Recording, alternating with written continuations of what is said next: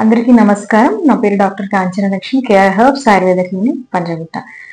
చాలా మంది psoriasis patients మా దగ్గరికి వచ్చినప్పుడు, ఇది మా వల్ల ఇంకెవరికైనా వస్తుందా?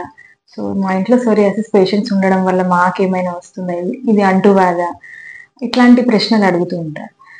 సోరియాసిస్ అనేది తప్పకుండా ఖచ్చితంగా అంటువ్యాధి కానే కాదండి. ఇదొక ఆటో ఇమ్యూన్ డిసీజ్. అంటే మన యొక్క వ్యాధి నిరోధక శక్తి, ఇమ్యూన్ సిస్టమ్‌లో లోపాల వల్ల మాత్రమే ఇది ఉత్పన్నం అవుతూ ఉంటుంది.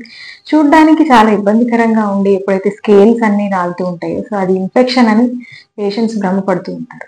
మనకు ఇన్ఫెక్షన్స్ అంటే జనరల్లీ బాక్టీరియా, వైరస్, ఫంగల్స్ ఇవన్నీ ఇన్ఫెక్షన్స్ వల్ల వచ్చేటువంటి స్కేబిస్ కానివ్వండి, ఫంగల్ ఇన్ఫెక్షన్స్, ఎగ్జిమా లాంటివి.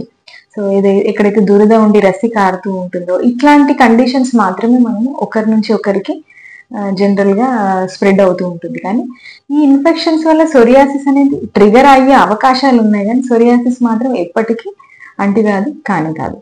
సోరియాసిస్ ఉండేవాళ్ళు వాళ్ళ పిల్లలకు వంట చేసి పెట్టొచ్చు. వాళ్ళ టవల్స్ అవన్నీ షేర్ చేసుకున్నా ఏం కాదు. సోప్స్ అయినా షేర్ చేసుకున్నా ఏమి కాదు. ఇంకా వాళ్ళు చిన్న పిల్లలతో ఆడుకోవడం కానివ్వండి, వాళ్ళ ఇంట్లో వాళ్ళతో తిరగడము, షేక్ హ్యాండ్ ఇవ్వడము, ఇంకా అందరితో కలిసిమెలిసి ఉండడం, ఇట్లాంటివి చేసినప్పటికిని సోరియాసిస్ అనేది తప్పకుండా ఒకరి నుంచి ఒకరికి ఎప్పటికీ రాదు. వేరేజ్ ఇట్లాంటి ఇన్ఫెక్షన్స్ ఎప్పుడైతే ఉంటాయో అప్పుడు ఖచ్చితంగా పేషెంట్స్ జాగ్రత్త పడాల్సి ఉంటుంది. వేరే వాళ్ళకు దూరంగా ఉండాల్సి ఉంటుంది. ఓన్లీ సోరియాసిస్ ఉన్నప్పుడు మాత్రం వాళ్ళు నిర్భయంగా ఇట్లాంటి పనులన్నీ చేసుకోవచ్చు. అందరితో కలుపుగోలుగా ఉండొచ్చు. ఈ వీడియో గనుక మీకు నచ్చినైతే తప్పక మా ఛానల్‌ని సబ్స్క్రైబ్ చేయండి. Thank you.